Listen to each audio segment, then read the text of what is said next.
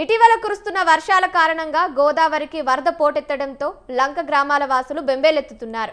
కోనసీమ జిల్లా ముమ్మిడివరం మండలంలో వృద్ధ గౌతమి గోదావరి వరద ఉధృతితో లంక, టానే లంక, కూనలంక, గురజాలపు లంక గ్రామాల్లో ప్రజలు బిక్కుబిక్కుమంటూ జీవనం గడుపుతున్నారు. ముఖ్యంగా వరదల సమయంలో నీటి ప్రవాహ వేగానికి లంక గ్రామాలు కోతకు గురై భూభాగం గోదావరి పాలవడంతో ఆవేదన వ్యక్తం చేస్తున్నారు.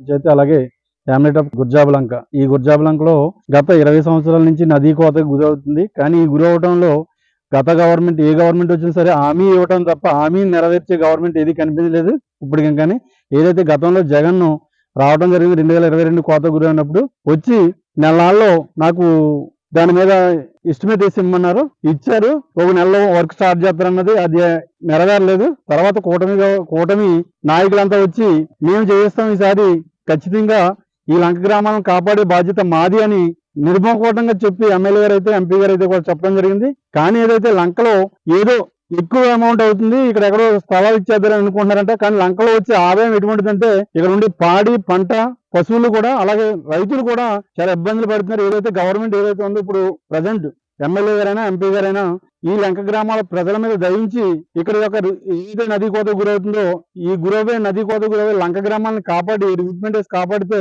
లంక గ్రామాల్లో ఉన్న ప్రజలు హ్యాపీగా బతుకుతారు. అది గుర్జాపలంక అండి.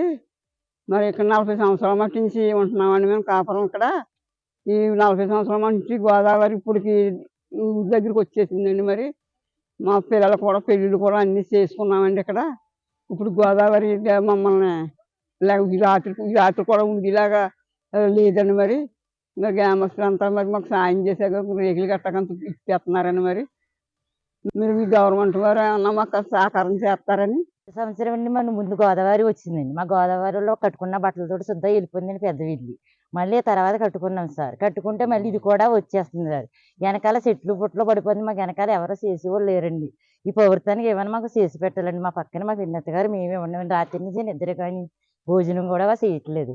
టెన్షన్ గుండెల మీద చేసుకుని పడుకోనేది ఉండలేదండి. గోదావరి వచ్చినప్పటికి చాలా ప్రమాదంగా ఉంటుందండి. సామానాలతోటి బట్టలు అన్ని కొట్టిపోతున్నాయి. వండుకోనందుకు కూడా ఏమి ఉండలేదు సార్. మా ప్రభుత్వం మాత్రం మాకు ఏమైనా చేసి పెట్టారు. అప్పుడు జగన్ గారు ఉండినప్పుడు మాకు ఏమైనా చేసేవారు. ఇప్పుడు ఈ ప్రభుత్వం వచ్చిన కానీ మాకు ఏం చేయట్లేదండి సార్. మాది గురజాపలంక అండి. పంపని సత్యనారాయణ, పంపని సరస్వతి అండి. నా పేరు దుర్గండి. స్థలం కూడా ఇవ్వలేదండి. జగన్ గారు స్థలాలు చూపెట్టారు కానండి పట్టకాంతలు విడదీసినాడు. మళ్ళాడు వేద్దామన్నాడికి ఆయన ఓడిపోయినా స్థలాలు కూడా ఇవ్వలేదండి. ఇప్పుడు మా పరిస్థితి మాత్రం ఎటు కాకుండా అయిపోయింది. మాకు ఎక్కడా కూడా స్థలాలు